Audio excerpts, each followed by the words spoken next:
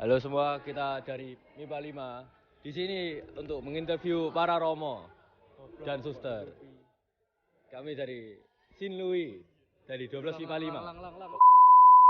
Kita dari 12 MIPA 5 nomor absen 23, 21, 12 sama 6. 12 sama 6. Kita di sini di Widya Manggala University untuk menginterview para romo dan suster. Oke guys, tunggu lanjutannya. See you. Let's go.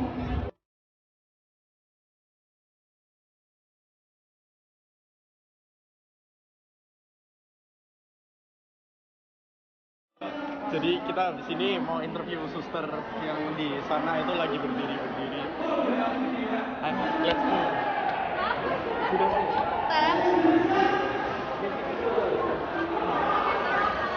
Permisi suster. Suster, boleh wawancara ya? Iya, wawancara. Berapa hal tentang suster? Ada teman yang lain nggak, kelompok yang lain Supaya langsung gitu. langsung ya. Iya. Kelompok lagi boleh bu. Silakan ya. Supaya dapat gantian gitu. Ayo. 12 seconds later. Tentang sekilas hal tentang suster ini. Kalau boleh tahu namanya siapa ya? Perkenalkan, saya Suster Lucidia, SPM dari Kongregasi Suster Santa Perawan Maria. Oh. Jadi saya bertanya beberapa suster nggak apa ya? Ya, Jadi suster udah berapa lama menjalani hidup selibat? saya sudah 19 tahun 19 tahun ya. hidup bergaul ya. Ini sejak sekitar 2004 ya. 2004 ya. 2004 saya masuk.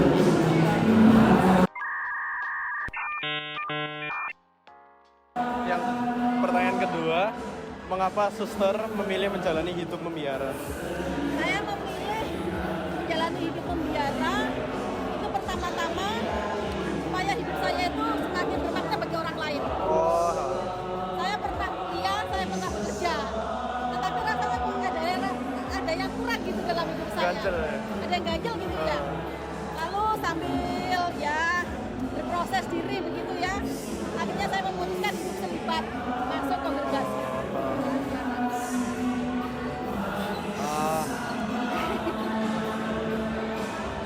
Jadi kapan pertama kali suster ini merasakan kayak panggilan Tuhan buat melakukan hal ini? Panggilan saya tidak mulai dari kecil, tidak.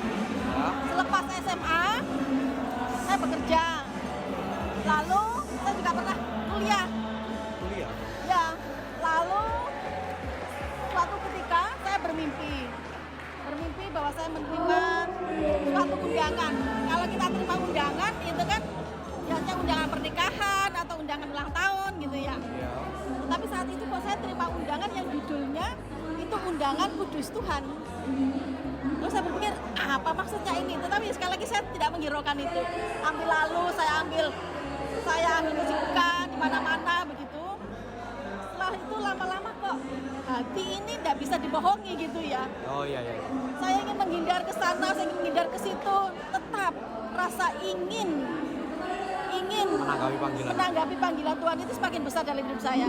Dan akhirnya setelah saya merenung, akhirnya saya jatuh pada pilihan saya ingin hidup selibat dan mengabdikan diri sepenuhnya kepada Tuhan Allah. Jadi pertanyaan selanjutnya, bagaimana tahapan menjalani panggilan hidup membiara atau selibat? Tahapan menjalani hidup panggilan itu pertama aspiran, melalui tahapan aspiran. Itu tahapan mengenal. Bisa dari dekat, bisa dari jauh. Lalu postulan 1 sampai 2 tahun. Itu ngapain aja? Itu kita mengenal hidup membiara. Kita mengenal cara para suster hidup membiara itu begini.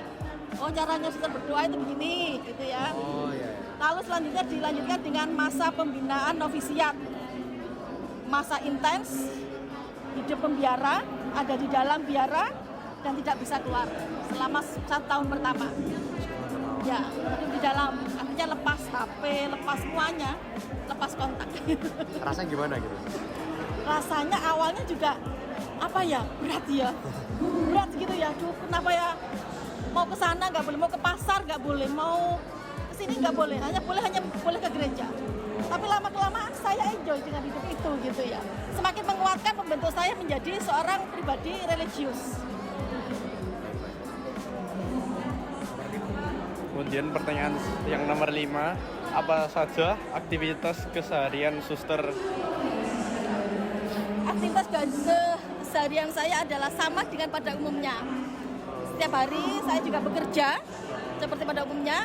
Saya bekerja di sebuah sekolah SMK Stella Maris Surabaya. Oh, jadi bekerja di sana setiap hari gitu? Setiap hari, ya, pagi ke sekolah, sore pulang. Oh, jadi kayak biasa gitu ya? Biasa ya. Terus yang selanjutnya, apa hal-hal yang membuat suster senang dalam menjalani panggilan hidup membiara? Yang paling senang itu saya bisa bertemu banyak orang. Oh, jadi Ya, pertama yang saya ketemu adalah para suster saya yang hidup satu komunitas dengan saya dari berbagai latar belakang, karakter dan budaya. Ada dari Sabang sampai Merauke itu ada di dalamnya. Ya, dan kebersamaan kami di dalam membangun hidup persekutuan, hidup membangun persaudaraan, itu yang membuat hidup bahagia.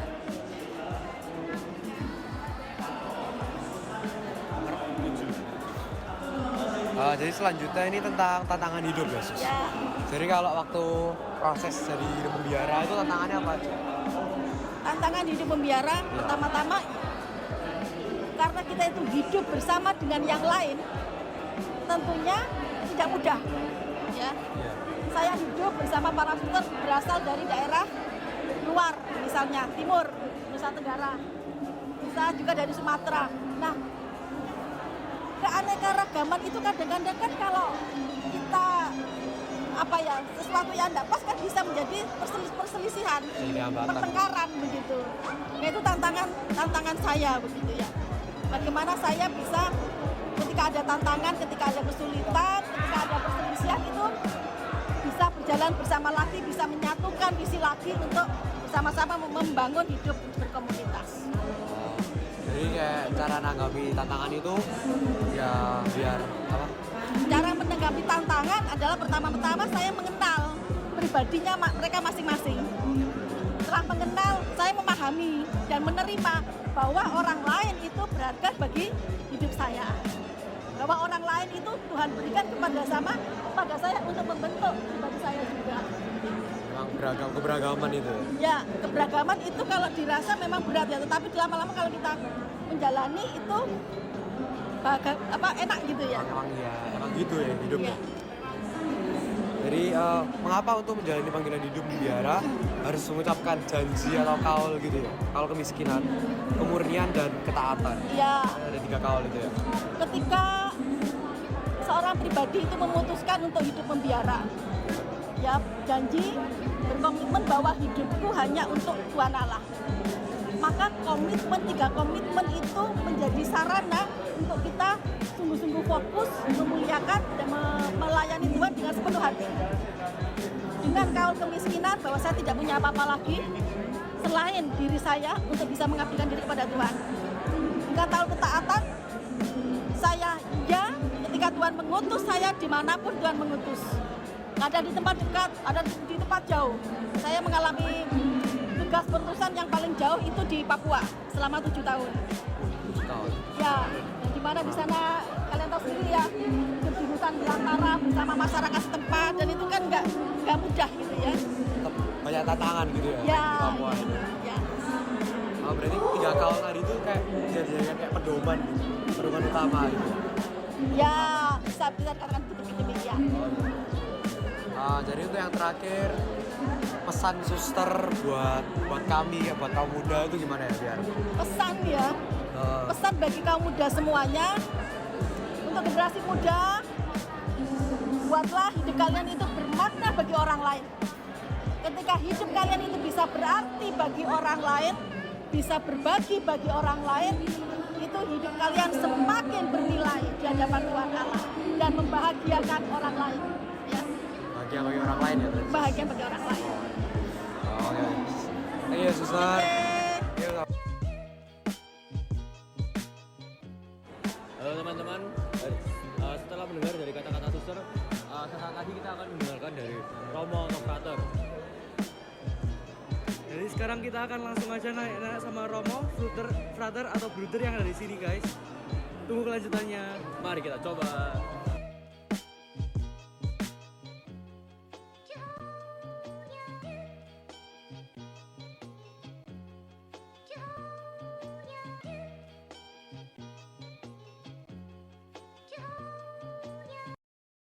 Oke, halo semua. Jadi kita di sini untuk interview frater dengan frater siapa? Frater Theo Oke, frater Theo dari paroki. dari paroki Santa Maria Annunziata Sidoarjo. Oke. Ya, jadi pertanyaan yang pertama ini sudah berapa lama frater menjalani hidup selibat? Kalau selibat saya mungkin baru 9 tahun. Oh, baru 9 Baru tahun. 9 tahun ya. Dari Seminari Garum sampai sekarang. Kan saya masuk ke seminari itu mulai dari SMA atau jenjang. Jadi saya lulus SMP, kemudian lanjut ke Seminari Garum, kemudian saya memilih ke Projo Surabaya, yakni ke Seminari Tinggi Provinsi ADI. Ya, ini di sebelah itu khususnya.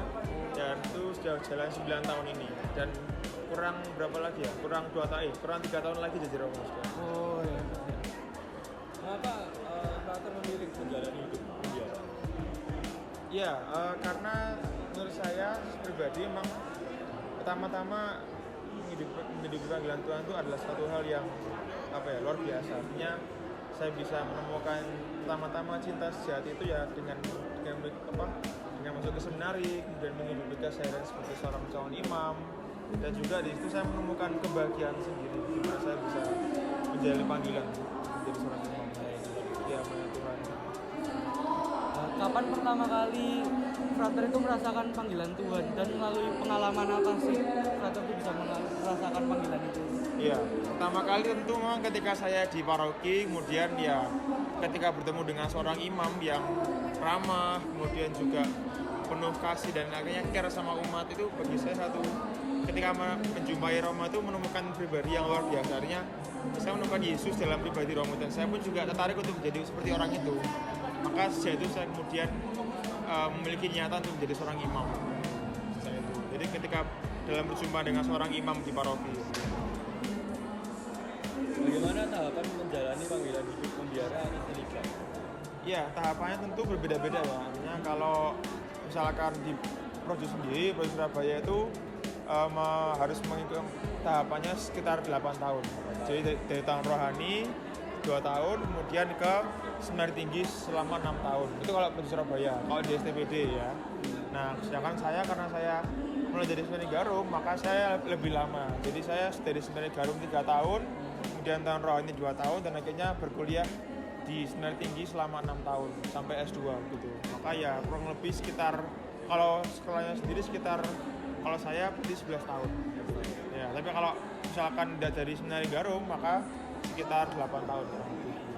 Kalau dari daerah lain itu lebih lama lagi? Ya, atau misalnya ini kan Projo ya, keuskupan. Iya. Ada misalkan seperti tarekat seperti kongregasi misi, atau mungkin juga seperti misalkan Yesuit atau Dominikan, itu lebih lama pendidikannya karena masing-masing seminari memiliki tahapan-tahapannya masing-masing. Sedangkan kalau Projo Surabaya itu sekitar 8 tahun gitu. Kalau Projo Surabaya. Jadi kalau frater tuh sehari-harinya ngapain aja, Bro? Ya, kalau bicara sehari-hari ya tentu banyak hal yang kami lakukan. Mulai dari bangun pagi itu kami doa, kemudian sarapan, makan bersama, kemudian kami berkuliah. Ya, kuliah di Widya Mandala itu. Kemudian setelah berkuliah kami makan siang, lalu istirahat siang, kemudian sore studi sore. Kemudian pada malam harinya kami ada acara bersama dan juga doa malam. Jadi ya kurang lebih disibukkan dengan perkuliahan dan juga kegiatan di seminari. Dan juga ada kami sesekali setiap 1 minggu itu berpastoral. Artinya kami juga pelayanan di paroki-paroki di sekitar Surabaya gitu. Jadi paroki-paroki di Surabaya, seperti saya kemarin saya berpastoral juga di paroki SMTB misalkan. Nah, itu saya setiap 1 minggu saya ke paroki itu juga. Jadi selain juga belajar, doa, juga ada kegiatan pelayanan di luar seminari gitu. Ya. Iya, ya. Tempat tinggalnya berarti di seminari gitu? Di seminari, betul. Ini di sebelah sana. Di sebelah gedung ini tuh ada gedung seminari kami, STPD namanya. Seminari Tinggi Provinsi ADI. Itu. Ini silakan main-main kalau mau lihat-lihat. Yeah. Apa hal-hal yang membuat frater suka, bahagia atau senang dalam menjalani panggilan hidup membiara? Iya, pertama-tama memang soal ini ya, satu memang soal hati ya, artinya hati saya sudah nyaman, artinya sudah dihidupi oleh Kristusnya bahwa lewat hidup doa, kemudian juga keseharian saya berkuliah dan juga teman-teman itu juga utama ya, support dari teman-teman itu juga membuat saya bahagia, artinya saya nggak merasa sendirian, ada banyak orang yang juga mendukung panggilan saya sehingga saya tetap bersemangat gitu. Jadi support teman-teman satu angkatan, satu komunitas juga membantu saya untuk terus kuat dalam menjalani panggilan. Jadi kalau teman itu nggak harus dari seminari gitu. Ya ada Banyak dari SMA, SMP gitu. Iya banyak juga di luar, di paroki mungkin ketika berpastoral bertemu dengan umat itu juga satu kekuatan bagi saya. Jadi berjumpa dengan anak-anak, dengan orang dewasa, dengan kaum muda, semua itu membuat saya bahagia. Artinya bahwa disinilah saya bisa hadir untuk menghadirkan Tuhan dalam diri umat, membuat Tuhan ada dalam diri umat dan juga menghadirkan Tuhan dalam segala hal. Jadi tantangan hidup yang Frater rasakan mulai dari seminari Garum sampai sekarang itu apa aja? Kalau bicara tantangan ya tentu ya sebagai anak muda yang normal ya pasti kan tentu masih dan juga sebagai laki-laki normal tentu saja kan pasti juga ada perasaan suka misalkan ketemu orang yang cantik kemudian wah ada perasaan tapi ya tadi bagaimana saya mengolahnya begitu, mengolah perasaan itu menjadi sebuah refleksi renungan yang bisa menguatkan panggilan saya begitu. Itu yang satu. Yang kedua juga mungkin soal tantangannya adalah ketika berpastoral mungkin ketika menjumpai tantangan-tantangan di medan pastoral juga bagi saya suatu hal yang menantang sekaligus juga membuat saya terdorong ya, tergugah untuk tenaga imam itu dibutuhkan ya, maka ya saya juga semakin semangat kemudian melalui tantangan dikuatkan untuk menghidupi panggilan dengan lebih serius. Jadi dua itu soal-soal seperti selibat dan juga tantangan pastoral ya. Frater pernah bosan? Bosan? Iya bosan. Ya tentu pernah. Artinya menjalani rutinitas yang datar biasa-biasa pasti tentu saja pernah bosan ya. Tapi saya lagi bagaimana saya kemudian kreatif dalam menghidupi kehidupan hari-hari. Misalkan ya karena kami kan di seminari itu ada juga hari libur. Jadi setiap hari Minggu kami diperbolehkan untuk bebas keluar seminari ya. Mungkin jalan-jalan, entah sepedaan atau mungkin jogging sekitar sini gitu. Juga suatu hal untuk kemudian melawan rasa bosan dengan mencari kegiatan-kegiatan yang bermanfaat. Atau juga mungkin berolahraga, main futsal, renang, mungkin juga voli ya. Itu juga hal-hal yang bisa mengalihkan kebosanan gitu. Jadi kreatif dalam mengisi hari-hari gitu. Pokoknya konsisten untuk tujuannya melayani Tuhan gitu ya. Betul, konsisten untuk pada imamat. Ya, karena dengan imamat itu kemudian harapannya bisa sampai ke kehidupan yang sejati, surga. Mengapa untuk menjalani panggilan hidup membiara harus mengucapkan janji atau kaul kemiskinan, pemurnian dan ketaatan? Iya, sedikit pengetahuan, saya ini kan Frater Projo ya. Jadi saya tidak mengucapkan kaul sebetulnya, tapi saya juga membuat janji untuk menghidupi kemiskinan, ketaatan dan kemurnian. Nah, kemiskinan, ketaatan, kemurnian juga ada 3 nasihat Injil. Jadi di mana Yesus pun juga memberikan teladan itu kepada para rasulnya. Ketika kamu ingin mengikuti aku juga perlu menghidupi itu tadi tiga nasihat Injil. Kemiskinan, kemurnian dan juga ketaatan. Nah, kemiskinan ini adalah hidup dalam kesederhanaan. Artinya apa adanya, tidak melekat pada barang-barang yang sifatnya duniawi. Misalkan seperti saya nggak bawa HP sekarang. Jadi saya lepas HP kemudian ya menjalani hidup tanpa harus ada beban untuk punya gadget atau macamnya. Maka hidup bebas tanpa perlu ada lekat. Kemudian juga ketaatan pada pimpinan. Karena saya adalah Romo Projo nantinya, maka saya taat pada uskup saya. Maka ketika saya misalkan diutus untuk ke paroki mana, saya harus taat, harus mau untuk menjalankan segala amanat itu. Kemudian juga kemurnian, menghidupi selibat. Jadi hidup sendirian, hidup selibat demi kerajaan Allah. Itu kan ada tuh dalam Injil, ada yang milih tidak menikah demi kerajaan Allah. Maka dengan hidup murni di hadapan Tuhan juga kemudian bisa harapannya total dalam memberikan pelayanan bagi umat dan juga membawa umat semakin dekat dengan Tuhan. Jadi tiga itulah yang menjadi 3 nasihat Injil. Kayak gadget tadi, Frater sama saja memiliki gadget? Ya, selama kami pembinaan di seminari kami tidak diperbolehkan menggunakan HP gitu. Tapi nanti ketika sudah menjadi diakon dan menjadi imam sudah diperbolehkan menggunakan HP gitu. Tapi untuk sekarang untuk masa formasio kami dibiasakan untuk tidak lekat pada HP. Sehingga nanti ketika menjadi imam kami bisa melayani dengan total tanpa harus terikat dengan barang-barang yang mungkin kurang sesuai dengan pelayanan gitu. Jadi dibiasakan mulai sekarang. Nah, tentu di seminari ini beda ya. Artinya ada seminari yang memperbolehkan bawa HP, ada yang tidak boleh. kalau di STPD sendiri tidak dibolehkan membawa HP sampai menjadi imam. Apa pesan frater bagi kami kaum muda? Ya, bagi teman-teman kaum muda, dengarkanlah suara hatimu, terbukalah dengan suara Tuhan, dan jika Tuhan manggilmu, jawablah itu, kemudian marilah kamu seriusi dengan apa yang kamu pilih itu. Jika kamu menjadi imam, ya hiduplah sebagai imam yang baik, atau mungkin menikah pun juga sama, juga harus menghidupi apa yang kamu pilih. Maka sekali lagi, ikutilah kata hatimu dan beranilah memilih. Terima kasih. Makasih ya. Terima kasih, Frater.